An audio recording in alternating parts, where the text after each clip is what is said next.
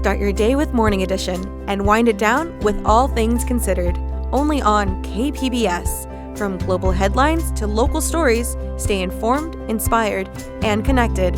Tune in daily or listen anytime at kpbs.org.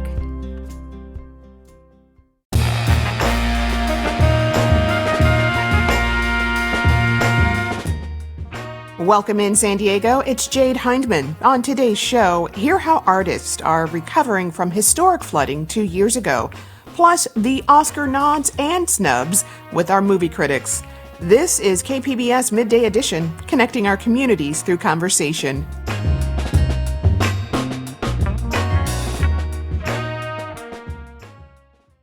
Two years ago today, flooding devastated neighborhoods and displaced communities across San Diego.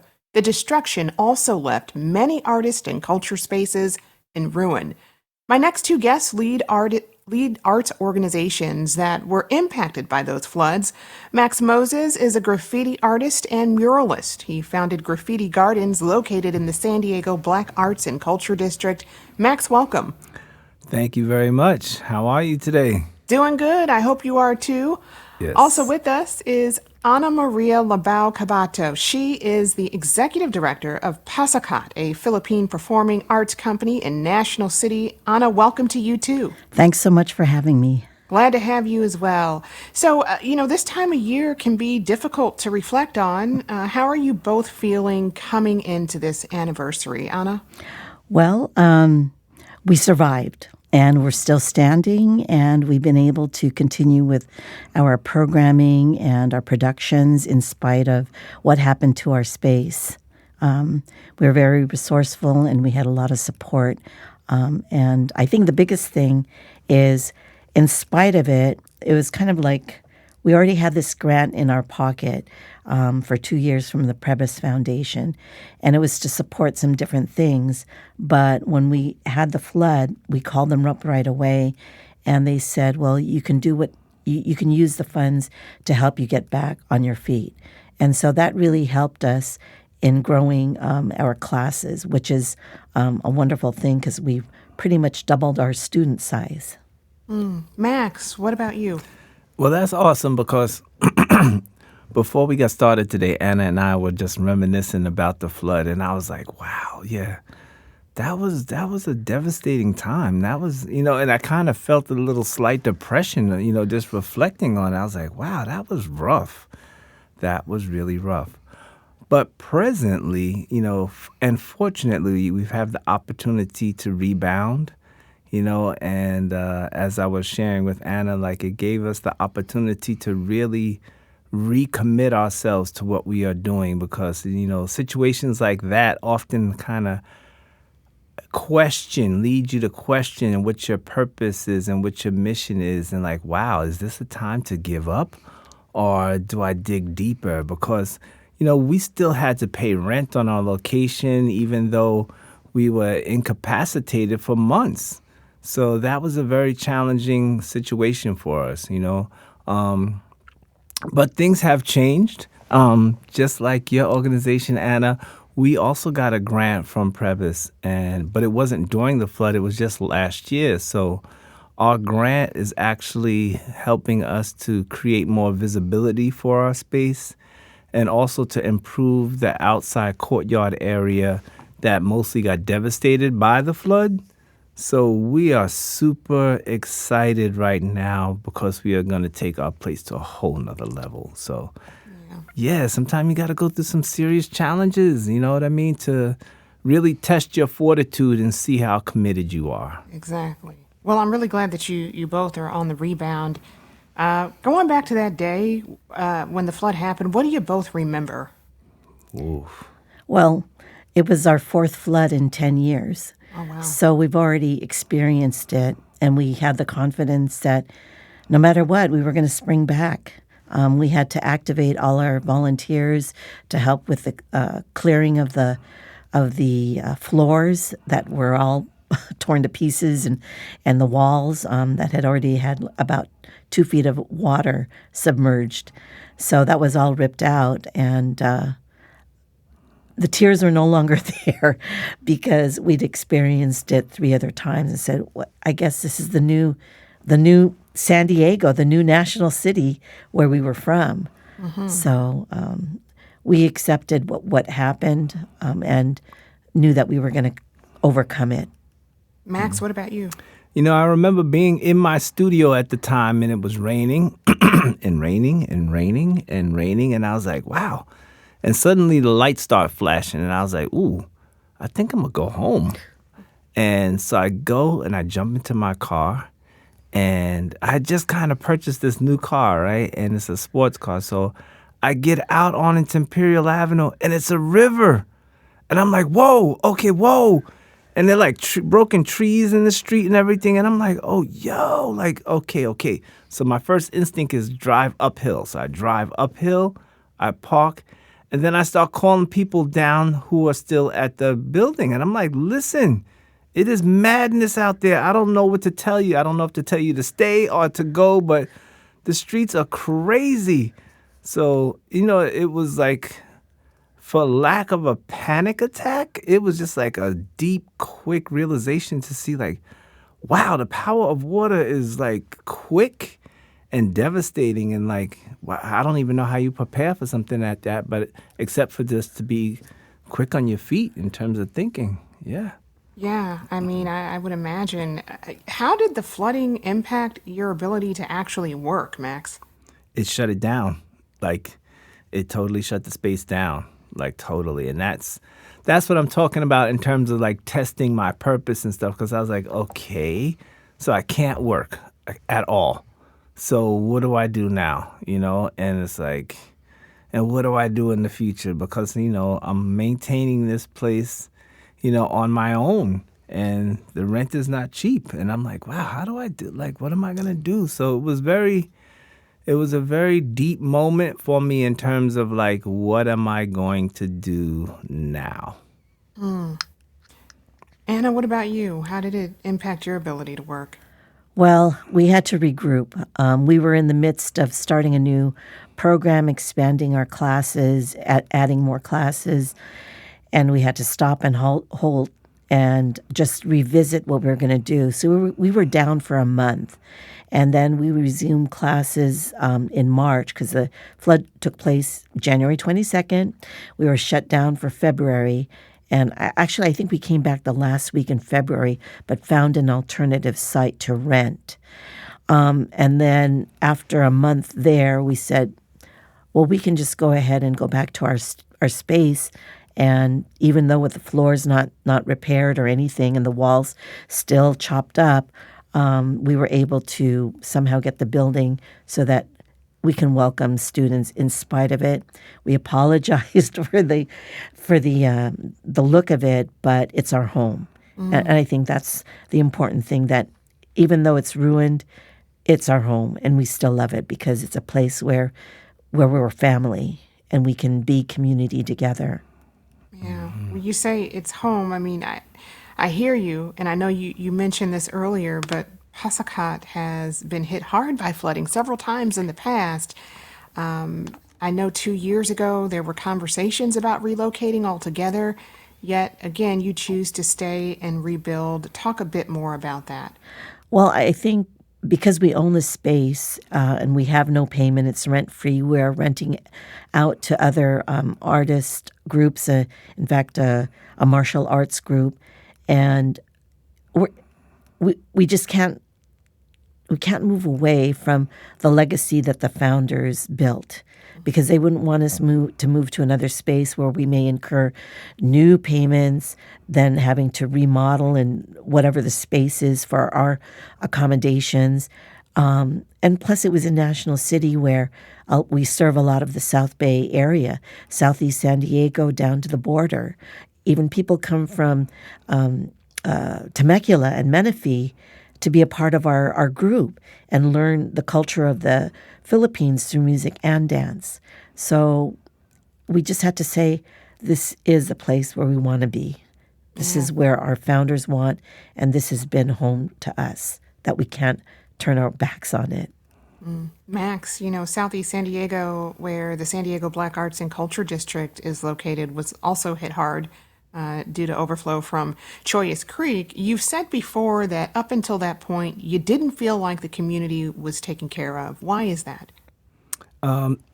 There's a creek that runs right behind, what is that, Marie Whitman Park, between the building that we operate out of in the park.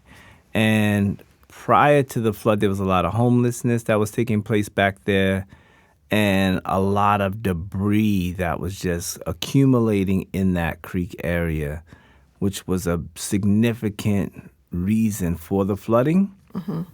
So that had a big impact. And it wasn't until, after the flooding, we're like, okay, that I know that there were a lot of meetings and stuff and conversations with the city about making sure that place gets cleaned up. But it took quite a while, and we were still wondering, are they still going to just ignore us? Like, wow.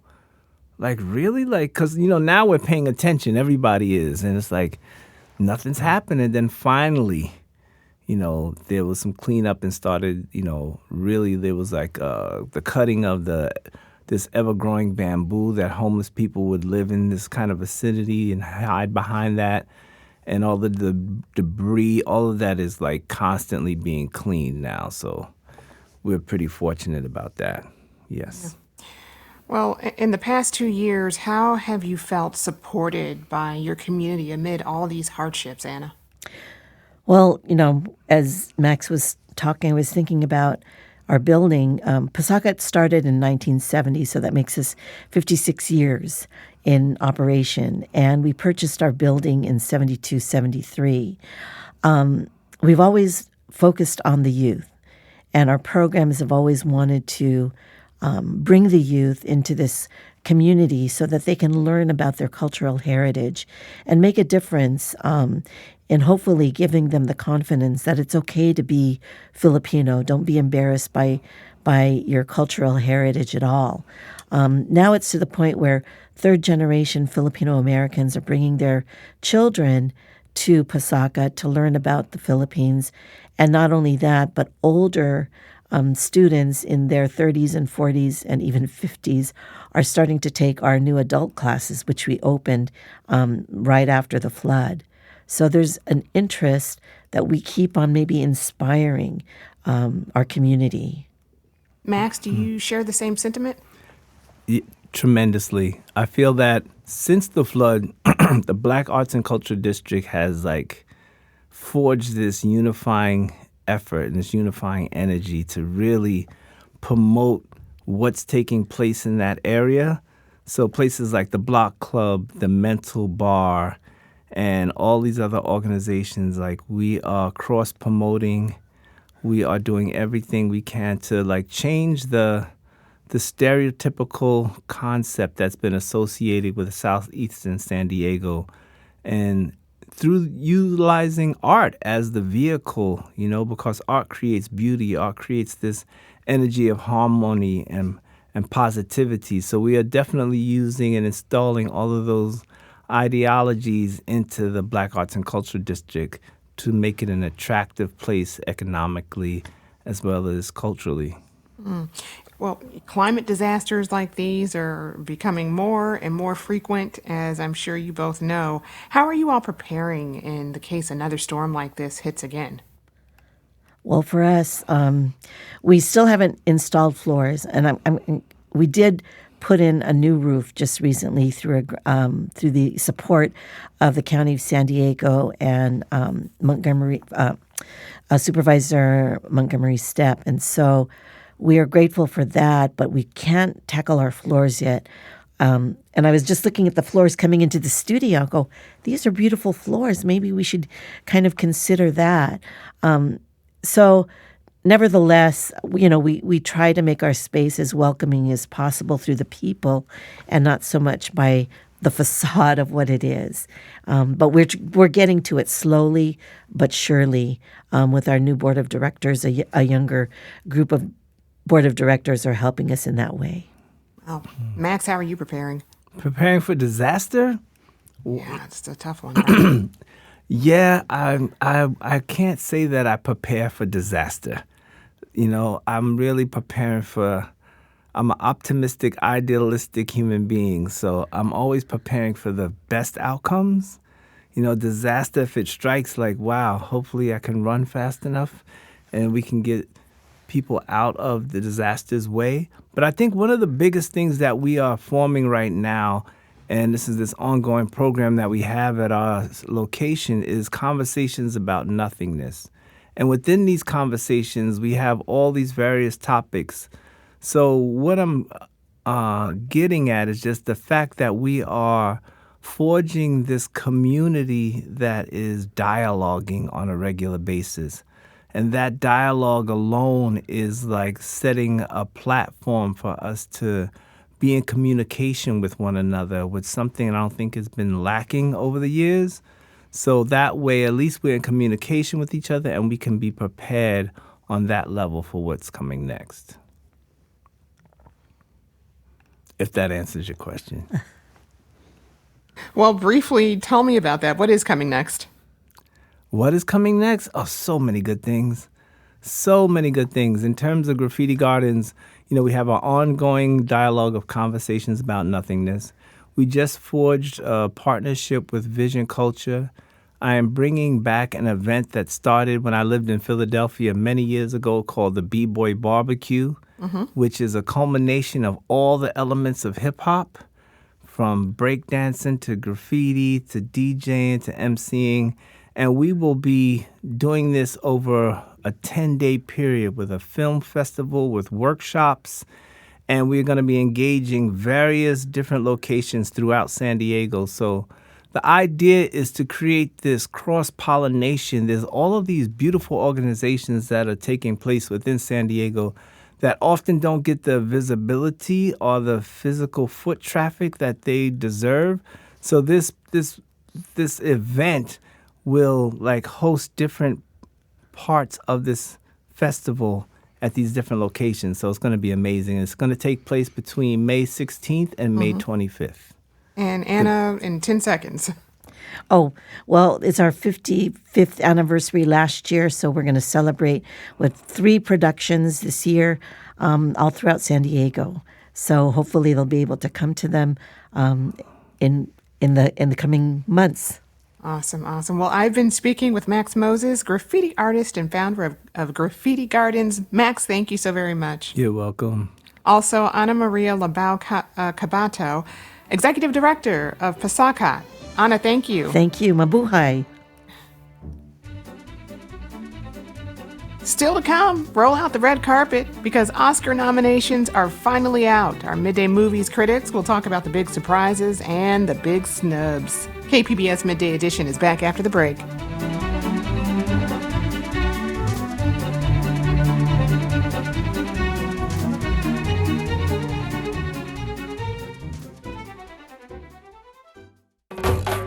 This season on Everybody's Doing It with Miss Lolly, I'm going to classes, workshops, and private venues designed to enrich and broaden our sexual horizons. And I'm taking you with me. I meet with an erotic mindfulness coach, get a pelvic floor exam, talk with new moms, and even put on my dancing shoes and take a beginning burlesque class, and much more. Find Season 2 of Everybody's Doing It with Miss Lolly wherever you get your podcasts, and come join me in my search for fun and sexy adventures that are available to you.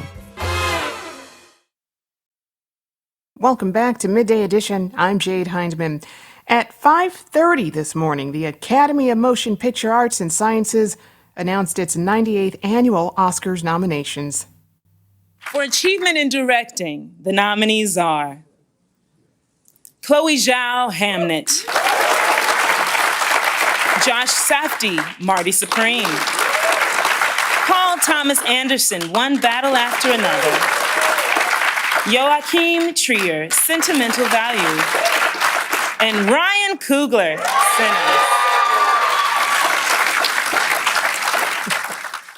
Big applause there. So with 16 nominations, Ryan Coogler's Sinners made Oscars history, breaking the previous record of 14 held by the films All About Eve and Titanic and La La Land.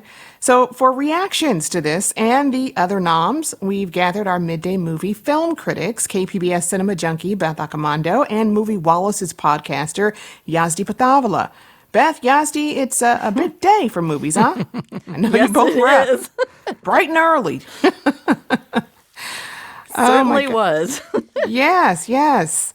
Well, there's lots to dive into, so let's start with the positives. Yazdi, I know you were stoked about the Sinners nominations. Absolutely. Sinners has nabbed the most Oscar nominations for a film ever. And even if the film does not go on to win as many actual awards, I just like that it now holds its place in history for this record. Couldn't have happened to a better film. Agreed. Beth, this was your top pick for 2025. How do you feel about the nominations? I'm thrilled, and I'm hoping that the Academy does not think that this is an honor enough on its own and will give the actual awards to other films. So, when this happens, sometimes the Screenplay Award seems to be the consolation prize that they give out to Black directors. You can look to Barry Jenkins in Moonlight and Jordan Peele with Get Out. They both won Screenplay but were ignored for Best Director. So I'm a little bit worried that One Battle After Another will take the top prize. And since it has Black characters, the Academy will feel good about itself, thinking that it's celebrating diversity.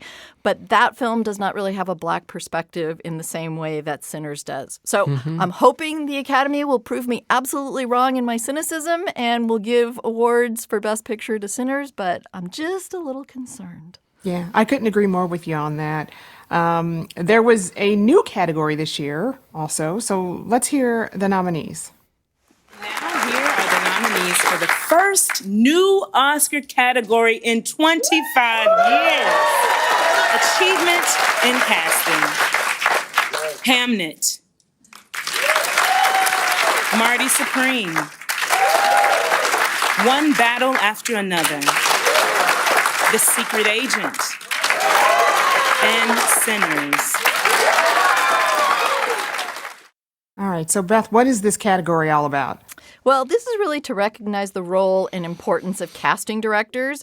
The fact that it took 25 years to add a new category, shows how fast the Academy moves. But, casting directors are the people who find new talent, who resurrect old talent, who put ensembles together that work magic. And I think it's this sense of ensemble that is really being acknowledged and celebrated here. But I am still waiting for the Best Stunt category, and that is supposed to be coming at the 100th Academy Awards. Wow. Both of which really deserve recognition for sure. Yazdi, your thoughts? Are these deserving nominees? I think so. The films nominated in this category, Hamnet, One Battle After Another, Marty Supreme, Sinners, and The Secret Agent, they are hard to fault. I mean, the casting in all of these films was really stellar. Well, while we're talking about casting, let's look at the acting categories. Yazdi, who were your favorites here? So I'm just thrilled that this is the first Oscar nomination for Delroy Lindo in Sinners, and it's hard to believe he's never been nominated before. The other two that I'm really very happy to hear about are Inga Ibsdottir Ilyas and Elle Fanning, who picked up Best Supporting Female Actor nominations for Sentimental Value. And it's just great to see the voters recognize the exceptional acting in this film. In fact, I think it may be a record for 4 non-English speaking actors to get nominated from the same film at the Oscars. And I think this film did great overall, picking up nominations not just for acting, but also for Best Film, Best International Film, Best Director, and Original Screenplay. So not bad for a subtitled Norwegian film. Well, hey, so well deserved, right? And Yes. a long time coming for Delroy Lindo. Beth, what about you? Who were your faves? All right, my absolute favorite nomination, I think, has to be Wunmi Musaku for Sinners. I fell in love with her in His House, which was a horror film. But my favorite along with that is Delroy Lindo. These are 2 amazing actors who defy stereotypes and deliver compelling, really humane work. And so I'm so glad to see them nominated. For a more flashy role, Amy Madigan in Weapons. This is a case where a little flamboyance, I think, worked. And I'm glad to see her get acknowledged for that. And then, of course, I'm happy to see Wagner Moura for The Secret Agent, Stellan Skarsgård for Sentimental Value, and, of course, Michael B. Jordan twice for Sinners. Yeah, of course. All right. I have to know, in your view, who should not have been nominated here? Who do you think should replace them? Oh, you're just like spurring us on to rant, aren't you? Well, I think this is a case where Yazdi and I actually agree. Sean Penn. If there's one person who should be removed from this list of nominees, it's him. I'm surprised any scenery survived his chomping bite. I would have definitely put Jack O'Connell from Sinners, who gave us a very different kind of evil and so deliciously played. So I would have definitely replaced him with that. And I would replace Kate Hudson with Liz Larson for her fine comedic work in an underseen film called The Baltimoreans. So I think those would be like the top acting ones that I would like to see swapped. Interesting. Yazdi, what about you? Yeah, the Academy's predilection for recognizing the most showy performances over quieter, more heartfelt ones continues on. And as has been said by others, it is usually the most acting that gets nominated versus the best acting. So like Sean Penn's Deep Fried, Everything But the Kitchen Sink performance gets the nod, while someone like Dylan O'Brien in Twinless is not on anybody's list. There was an opportunity to recognize some fun performances like Robert Pattinson in Mickey 17, or any one of the 3 fine performances from Josh O'Connor in films released in 2025. But even so, I'm glad that some gentler performances like Jacob Elordi's in Frankenstein and Wagner Mora's in The Secret Agent did get nominated. Well, Yazdi, I mean, you were happy with the showing of international films across all categories. Yes, I'm so happy with the general showing for foreign films in this year's nominations. In my opinion, this is the most competitive category of the Oscars because we've had such fine foreign films released. And most of the films nominated in this category also additionally picked up other nominations. We've already talked about Sentimental Value, but it was just an accident. The Iranian film, which is actually being presented by France, picked up a nod for original screenplay as well. Sirat from Spain got an additional nomination for Best Sound. The Secret Agent picked up nods for Best Overall Film and Casting. And even a little wonderful film such as The Ugly Stepsister is an Oscar nominee with a nod for Best Makeup and Hairstyling. So they did well. All right. Well, Beth, how do you feel about how international films did this year? I am really happy to. And go horror on The Ugly Stepsister. I mean, I think what's happening is that the line between foreign and mainstream films is really starting to blur. People, and by that I also mean Academy voters, are more willing to watch subtitled films in cinemas and streaming and not just relegate them to that one category of foreign language film. And I think it helps that there's actors like Stellan Skarsgård, who's in Sentimental Value, who's also been seen in a number of English language films. Again, helping to blur this line. There's not 2 separate categories of films, English language ones and foreign language ones. It's just movies that are good. So I think that diversity is also reflected in the animated films that were nominated this year because we have Italian, French, and Korean representation. Yeah, I agree with that. I mean, so what else stands out to you about this year's nominations compared to previous years, Beth? You know, I think this year I'm more satisfied overall. Like my frustration level is much lower than it usually is. And, you know, part of that is Sinners getting 16 nominations. It's so deserving in all those categories. And also, as we've mentioned, the good show of foreign films. And, you know, some of them are smaller foreign films, like Sirat is not. It doesn't have a star like Stellan Skarsgård in it. It's a little bit difficult to get into. It has some devastating moments.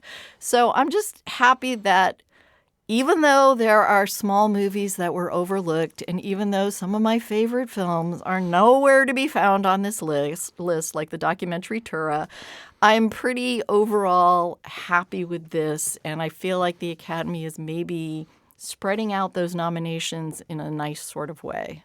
All right. Yazdi, your thoughts? Yeah, I like that so many records are being broken with these set of nominations. So if you look at the 4 main acting categories, Best Male Lead, Best Female Lead, Best Male Supporting, Best Female Supporting, 5 nominations each, that's 20 acting nominations, and 11 out of those 20 nominations this year were first-timers. So I really like that, the Academy, as their own demographics of the voters is changing, that's being reflected in the nominations as well. And you're seeing this younger group of actors kind of getting a shot at the biggest prize there is in cinema. I'm so glad that somebody like Chloe Zhao becomes only the second woman to get nominated for 2 films that she directed. And she is only the 11th woman to be a female director nominee at all. So I think a lot of progress has been made. Likewise, all the crafts categories over decades has been dominantly had, male nominees, but we're seeing a lot of female names pop up in the craft categories as well. So I think that's what's separating this year's batch, and I'm happy for it. Wow. Well, so now we have all the nominations. Let's get into some predictions. I mean, who do you think will actually win, Beth? This is always tough because, it's my heart and my head fighting with each other. So what I want is Sinners to win big. I think that probably One Battle After Another is the more likely Best Picture winner. And this is because Sinners has 3 strikes against it. It has a black director. It has a director who negotiated creative control over his film, which is probably the scariest thing in the world to studios. And it's a horror film. So, I know it's more than a horror film, but I think the Academy voters will put it into that category, into that genre, despite how rich and nuanced it is. So I think One Battle After Another is likely to take the big prizes, and I think the rest of the awards are probably going to be divvied up sort of evenly amongst films like Sinners and Hamnet and F1 in some craft categories. So that would be my prediction, but I am happy to be proven wrong. I got to agree. I don't understand One Battle After Another. Happy for Tiana Taylor, but I thought it just overall lacked character development and left a lot of questions on the table there. I think the problem with that film is it really should have been played up more as a satire, and it got caught in this, straddling the world of, being satirically funny and poking fun at these ineffectual white males and kind of making a real world drama film. So tonally is where it had its problems for me. The second half was definitely better. Yeah. Well, Yazdi, in the last 30 seconds we have, what are your predictions? My prediction, I agree with Beth. One Battle After Another is the one to beat for best film. I think if there's a lock on terms of who's going to win in any category, it's Timothée Chalamet, who's a lock for best male lead for Marty Supreme. And then the best female lead performance is down to Jessie Buckley in Hamnet or Rose Byrne. And If I Had Legs, I Would Kick You. Wow. All right. Well, it's always a pleasure to have you all on. We'll be sure to follow this race closely. The 98th Oscars will be held on Sunday, March 15th and televised on ABC. And again, I want to thank our Midday movie critics, KPBS Cinema Junkie Beth Accomando and Moviewallas podcaster Yazdi Pithavala. Beth, Yazdi, thank you so much. Thank you. Thank you.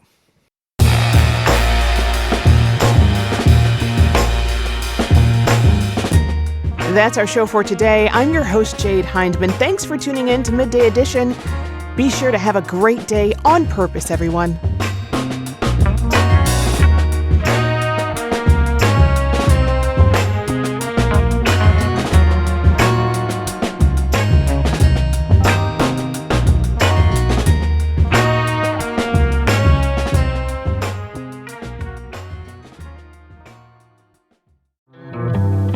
From El Centro to everywhere, we're Voices del Valle. Voices del Valle? Voices del Valle is a teen-produced podcast about coming of age in California's Imperial Valley. I love Voices del Valle. On the next episode of Voices del Valle, we will talk with teens about their cheer and soccer championship seasons. I've got to listen to that. Voices del Valle, fresh voices, bold stories made in the valley. Voices del Valle. Find us on KPBS or wherever you get your podcasts.